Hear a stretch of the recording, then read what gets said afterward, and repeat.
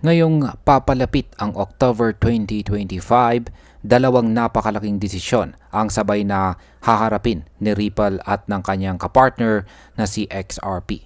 Ang unang desisyon ay galing po sa US Securities and Exchange Commission or SEC na may kinalaman po sa mga XRP spot ETF. Ang ikalawa naman ay mula po sa Office of the Comptroller of the Currency or OCC tungkol po sa application ni Ripple para sa isang national bank charter. Ang dalawang ito ay pwedeng magbigay ng napakalaking epekto hindi lamang po sa reputasyon ng kumpanya kundi pati sa presyo at demand ng XRP sa market. Kaya yan po ang siyang ating pag-uusapan sa video na ito, pero bago po tayo magpatuloy ay pakibasa na lamang po muna ang disclaimer dito po sa ibaba ng ating screen. At simulan po natin sa kung ano po ba ang papel ng SEC sa XRP Spot ETF. Ayan, ang SEC ay matagal nang nagdesisyon kung dapat bang aprubahan ang mga spot ETF para kay XRP. Ang ETF or Exchange Traded Fund ay isa po itong regulated na paraan para makapag-invest ang malalaking institution sa isang crypto gaya ni XRP. Kung sakali na aprubahan na ito ng SEC ngayong October, lalo na ang 21 shares core XRP Trust na may deadline sa October 19 at ang CoinShares product na due naman sa October 23, ito ay magbibigay po ng formal na access para sa mas maraming mga investors. Kung mangyayari ito, malaki po ang tsansa na tataas ang liquidity ni XRP at mas marami ang makakakita sa kanya bilang isang legit na asset sa loob ng capital markets. Pero kung sakali namang ma-deny o ma-delay, mananatiling mataas po ang kawalan ng kasiguraduhan sa regulasyon ni XRP.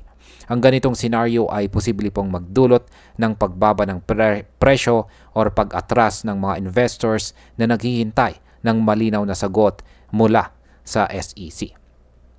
Ngayon ay ano po ang maaring maging epekto ng ETF approval kay XRP? Ayan. Kapag nagkaroon po ng approval, tataas ang tiwala ng mga institutional investors kay XRP.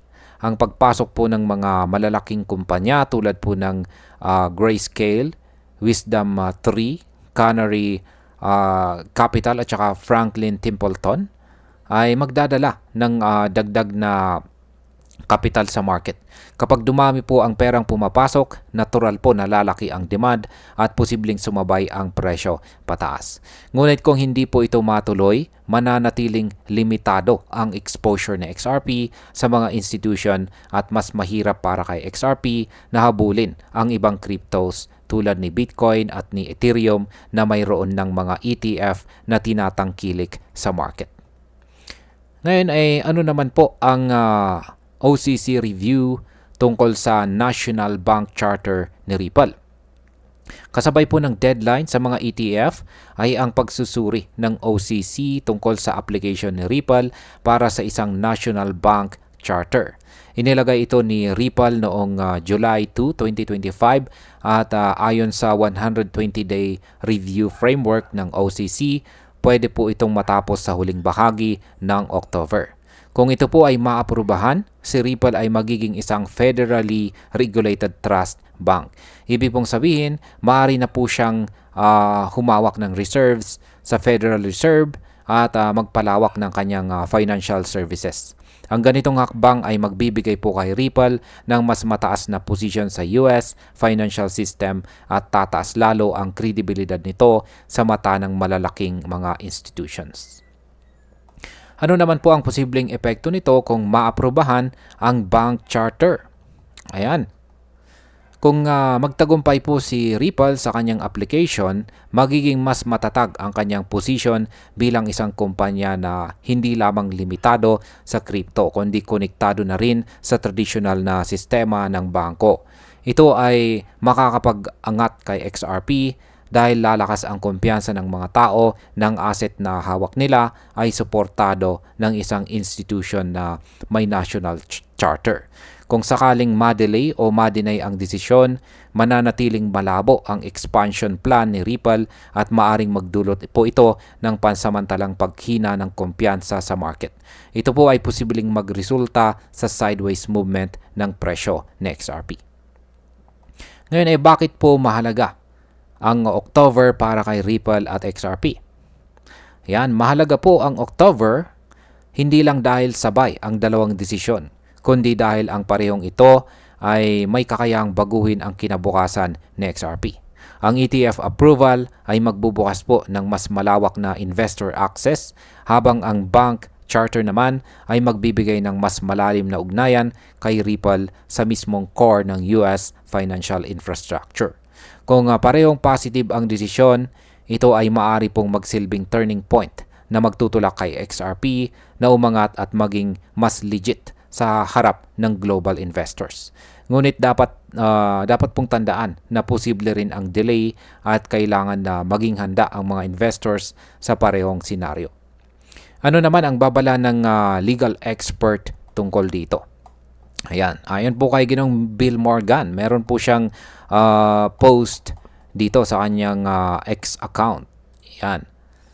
Sabi niya rito, a fair summary of what I posted. I don't think I put it as high as I expect those decisions to be made in October rather than decisions on Ripple's National Bank Charter by OCC and the XRP Spot ETF by SEC could both be made around the same time at the end of October or either or both of them extended. Yan. Papaliwanag po natin yan kung ano yung ibig pong sabihin yan. Yan, isa po siyang legal expert itong si Ginong Bill Morgan na kilalang sumusubaybay dito sa kaso ni Ripple.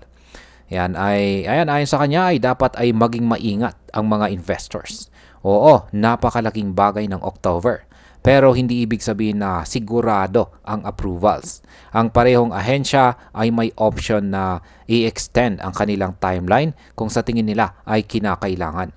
Ang kanyang punto ay simple lamang. Huwag po tayo maglagay ng sobrang taas na expectation.